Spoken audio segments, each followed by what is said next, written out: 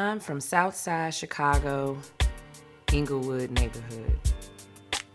I'm sure the words you've heard to describe Englewood include black, dangerous, poor, gun violence.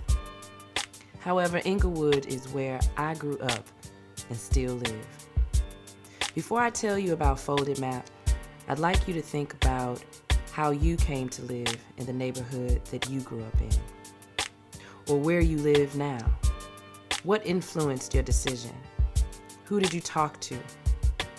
And while you're thinking about that, I'm going to tell you how I came to live in Englewood and how I created the Folded Map Project. It all started with my grandmother, Marilyn G. Tenney. She came to Chicago from down south in 1962, on the tail end of the Great Migration. She wanted a better life, to have a professional career. And she achieved it when she came to Chicago and got a job as an administrative assistant at the local Social Security office, what Black folks would call a good government job. For 7 years, she saved her money while working at the Social Security office to purchase a beautiful 2-flat brick building on 62nd and Loomis in Englewood, the building that I would grow up in with my mom and my 2 uncles. My childhood was beautiful, unlike anything people would imagine in Englewood. I played outside every day. I rode my bike with my friends. I met my first friends in life, one of them named Raymond. Him and I would go to the corner store every day for cookies, pickles, and chips. Even my grandmother's best friend, Miss Patterson, lived right next door. She had the same migration story. Every summer, Miss Patterson would make homemade ice cream and sell it to the kids for 25 cents. It was also on this block that I started high school. I started going to Lane Tech High School. And for those that don't know, it's a selective enrollment high school 15 miles north of Englewood. And it's very diverse, with a student body of 4,000 students. But every day, I would have to be at the bus stop by 5:45 a.m. just to make it to school by 8 o'clock. And on that everyday commute, I would look out the window, listen to my Walkman, and notice how my neighborhood was very different from the neighborhood that my high school was in. And this was in 1993, so there was no GPS, no cell phones. If you wanted to go anywhere, you had to know the address. You had to know the streets. And so as I was on the train going to school, I would notice that my neighborhood had vacant lots. And the neighborhood that Lane Tech was in didn't have any. My neighborhood had hundreds of storefront churches, and there was none in the neighborhood my high school was in. My neighborhood had so many beauty supply stores, and I didn't see any up north. And I would always wonder, why is that? And there's also one detail that I paid extra attention to: the streets. I noticed that the streets were named the same in Englewood and also 15 miles north in the neighborhood that my high school was in. Streets like Ashland, Paulina, Walcott, and Western. And even though those streets were named the same, they looked completely different. But the real fun began once I got to school.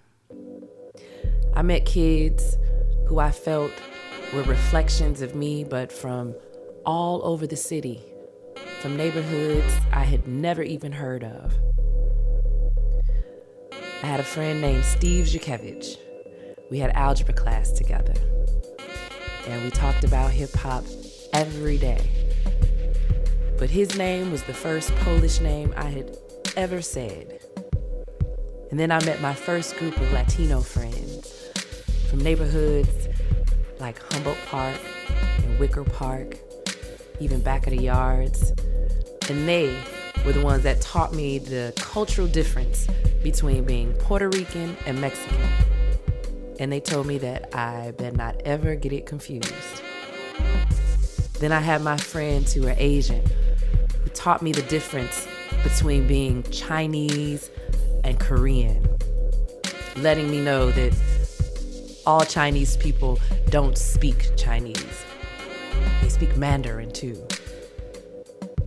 And then I met a group of friends who I thought were black like me, who lived on Chicago's north side. And then I would come to find out that they were first generation immigrants from countries like Belize, Panama, Jamaica, countries that I had never even heard of. And then there were the friends who were black like me, but from a whole nother side of the city called the West Side.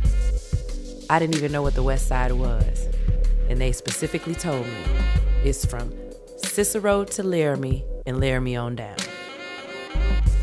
And then I had my friends who were Filipino. I mistakenly thought they were Latino, and they were the ones to tell me, no, we are not. This is what we did every day for 4 years, getting to know each other's culture, each other's neighborhoods. And at this time, hip-hop was thriving in Chicago, so we went to hip-hop parties all over Chicago, getting to know each other's neighborhoods. And we quickly learned that the way that you truly get to know a location is through your friendships, through your relationships. And what we also realized was how segregated Chicago is. This map that you're looking at is what Chicago's segregation looks like. Chicago is one of the most segregated cities in our country, and it's been that way since before my grandmother came. The blue that you see on this map, those are the neighborhoods that are predominantly black. The pink, purplish that you see, those are the neighborhoods that are predominantly white. And the orange that you see, those are the neighborhoods that are predominantly Latino. And the neon green that you see in the center of the map and speckled throughout the top, those are the neighborhoods that are predominantly Asian. And as I thought about my commute and how everything looked so different from the South Side compared to the North Side neighborhood that my high school was in, I came to realize that I was riding through Chicago's segregation. And that's when I started to understand the connection between race, geography, and Chicago's segregation.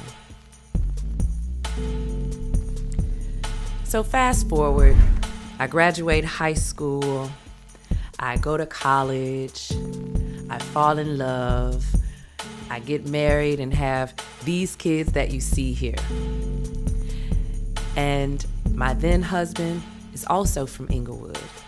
So once we became newlyweds and new parents, we figured we should probably become new homeowners also.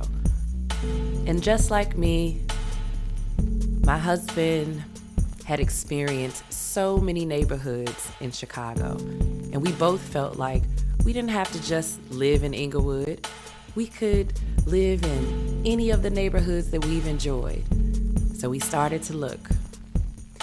And to our surprise, we couldn't afford to live in any of the neighborhoods that we had enjoyed in our teen years.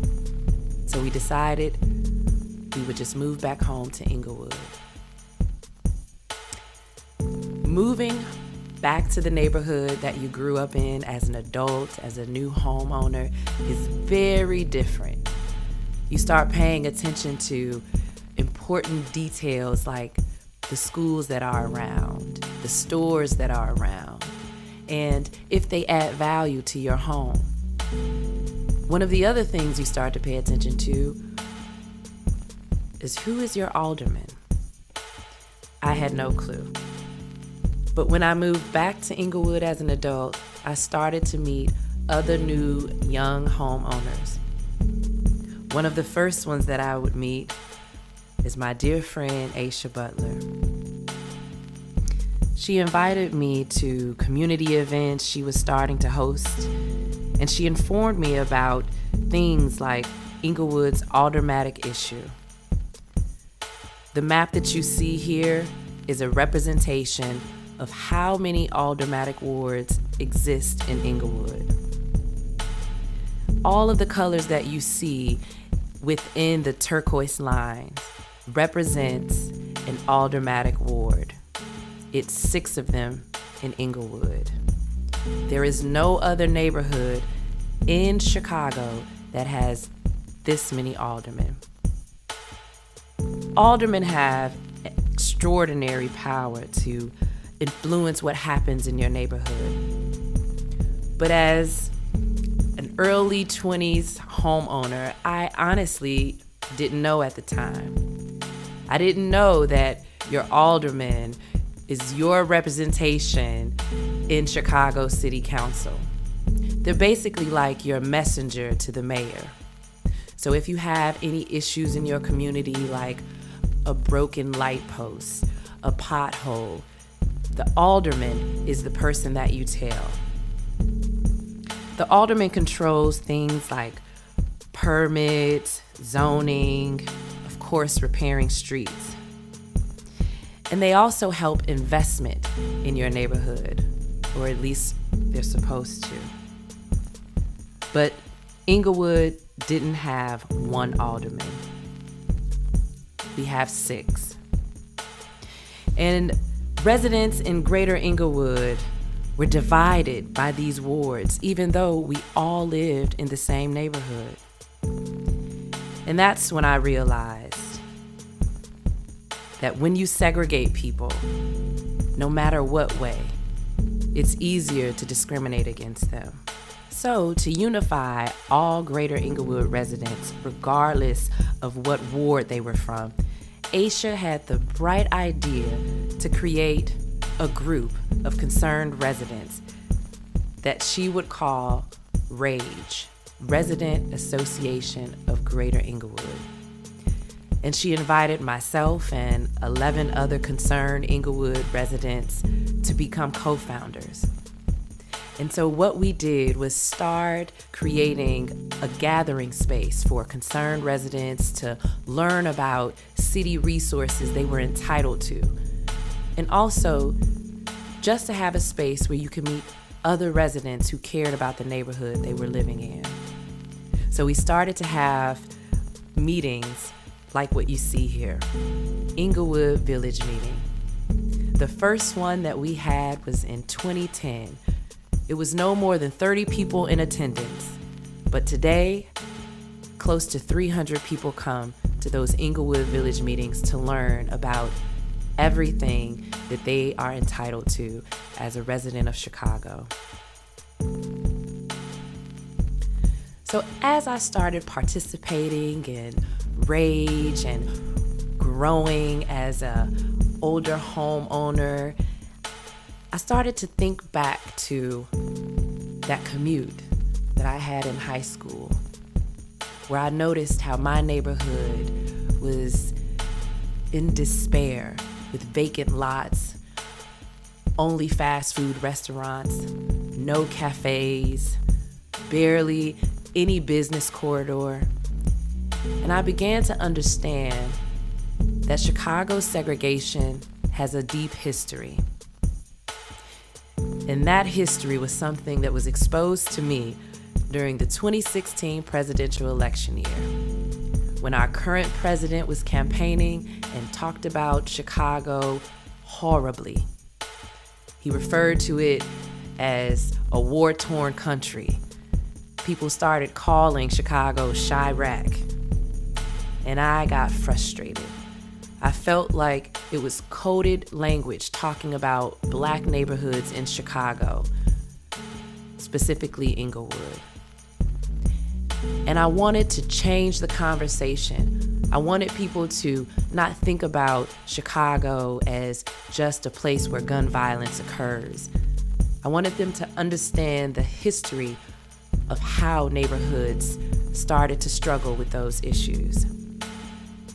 And that's when I had the idea of those same streets that were in Englewood, that existed in the neighborhood that my high school was in, that if you were to fold Chicago's map at its 0 point, which is downtown Madison, the neighborhoods that would touch each other on that map would be Englewood and the north side neighborhoods of Edgewater, Andersonville, and Rogers Park. Two totally different looking neighborhoods. And that's when I decided to start working on the Folded Map project. Folded Map includes photos of addresses on the same street but 15 miles apart, just like my commute to high school. I photographed addresses like the one you see here, 6720 North Ashland and 6720 South Ashland.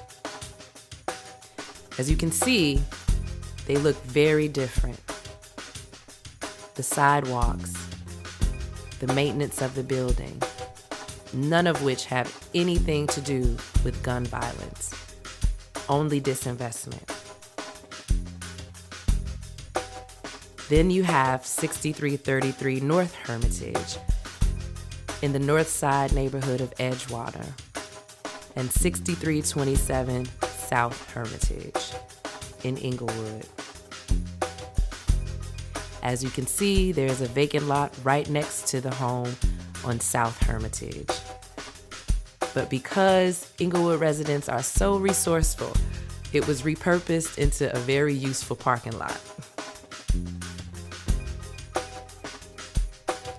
Then you have 6129 North Walcott, 6135 South Walcott. As you can see, another vacant lot right next door to the South Walcott home. And right across the street from the South Walcott home is another selective enrollment Chicago public school called Lindblom. But the students who travel to that school are having the opposite experience that I did. When they go to school, they see the vacant lots, the boarded up buildings, the storefront churches.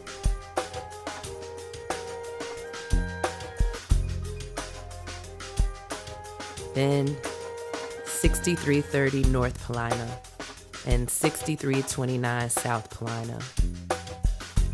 North Paulina is fully flourishing, so much so that they even have an American flag on their front porch. They don't have to deal with the vacant lots and vacant homes that the residents on the South Paulina street have to. And my favorite of them all, since I was a teenager in Chicago who used public transportation, are the bus stops at 6900 North Ashland and 6900 South Ashland. Although 6900 South Ashland is a much larger intersection than 6900 North Ashland, 6900 South doesn't even have a bench for people to sit and wait for the bus, let alone a bus shelter. So in addition to photographs, I also included video footage so that people can truly be immersed in how different these neighborhoods are invested in by the city. So I'm going to show you a video of 6900 North Ashland and 6900 South Ashland.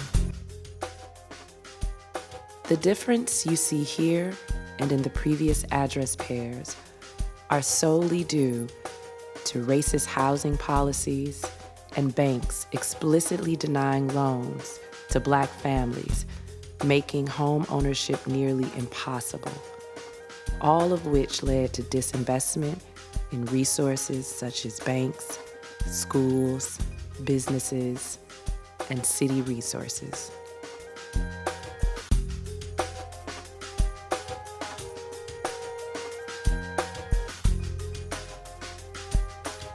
Once I started photographing homes, of course I started meeting the people who lived inside of the homes. And one of the first people that I met is a woman named Jennifer who lived in the Northside Edgewater neighborhood. She would be the first person outside of my immediate social circle that I would explain the Project Folded Map to. And when I did, she was interested. She said that she had never thought about the fact that her address also existed on the South Side. So I asked her, "Have you ever been to Englewood?" And she said no. Unfortunately, everything that she knows about Englewood is what she's heard about on the news.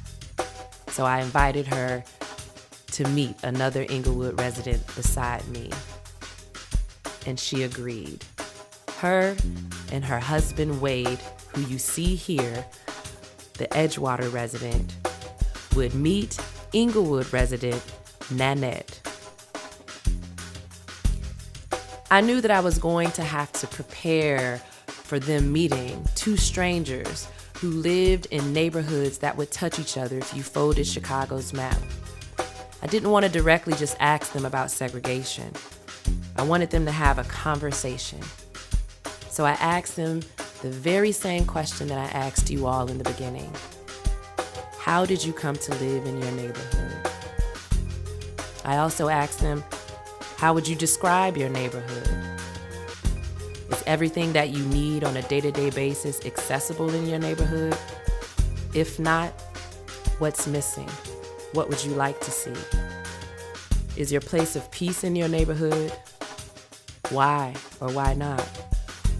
And then the big adult question, how much did your house cost, or how much do you pay for rent? I asked them these questions separately and together. This is a photograph of them sitting on each other's porches. And now I want to show you just an excerpt of all of them answering the question, how did you come to live in your neighborhood? I decided that I wanted to be a homeowner. So I looked in Englewood, and Englewood was what I could afford. So I moved to Englewood. And how much was your home? At that time, it was, well, why am I saying at that time? It was $61,000. And what about you, Wade and Jennifer? How did you come to live in your neighborhood? We wanted to live in a house. We wanted to have a green space. We looked at another number of neighborhoods in Chicago and decided we really loved the feel of Edgewater. So that's why we purchased here. Anything else? I think I remember when we came here, there was a backyard and there was a neighbor next door, hanging out in the backyard. I think they were having like lunch with wine or something like that. And that was nice. And I like that part of the neighborhood feel. And how much was your home when you purchased it? $535,000. After them meeting, I knew that this was powerful because they started to have a conversation and would soon forget that I was even in the room.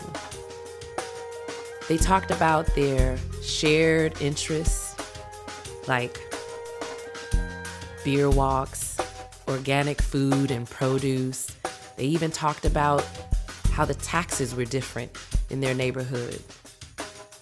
So I knew that I wanted to pair another group of people together. And I would soon call these people map twins. And the next pair of map twins that I would like you to meet is John and Paula, 6400 North Hermitage residents, and Maurice, 5400 South Hermitage resident. I asked them the same questions, and now I would like for you to hear them both answering what's missing in your neighborhood.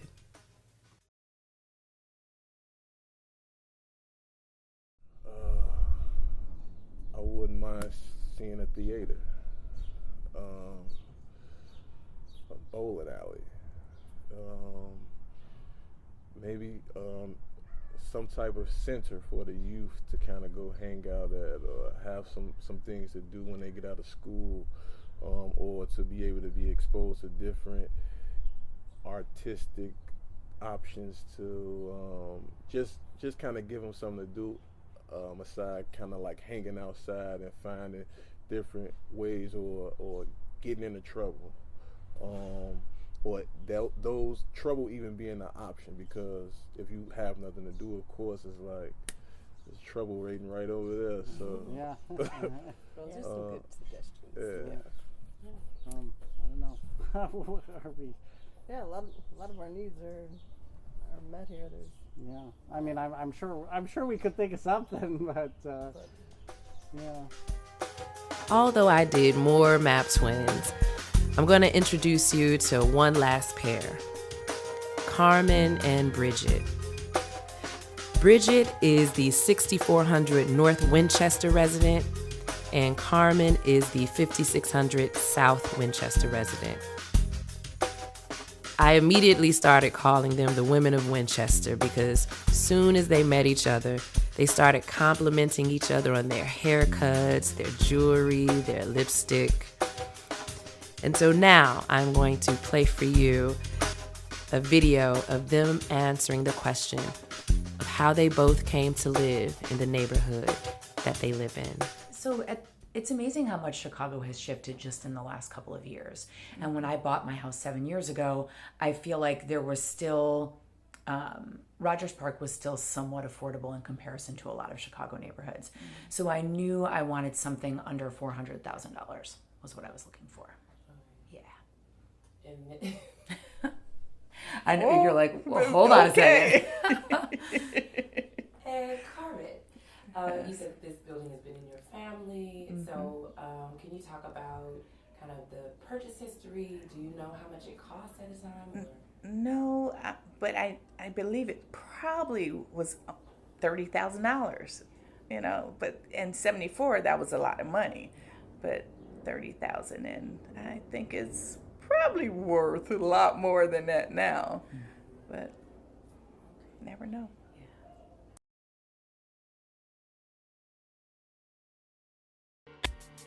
As you can see, some of those questions had very dramatic answers.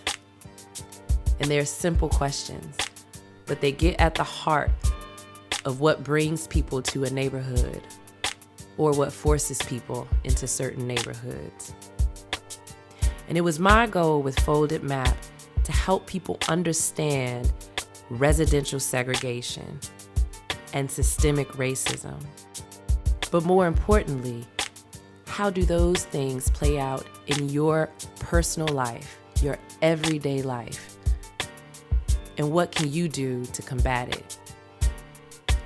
Folded Map is an art project that was my way of combating social injustice, to help people expand their understanding of Chicago's history of segregation. And the question I'd like for you to think about is, does Chicago's segregation truly reflect how we want to interact? Because if you think that it doesn't, then what can you do to help? One way you can help is starting to learn and have a mindset shift. And hopefully Folded Map can help you open your hearts and minds to understanding Chicago's history of segregation. Ultimately, I want Folded Map to help us heal and get to know each other so that we can tear down the racist walls that divide us. For more information, go to foldedmapproject.com. This is Tonika Johnson for the Folded Map Project.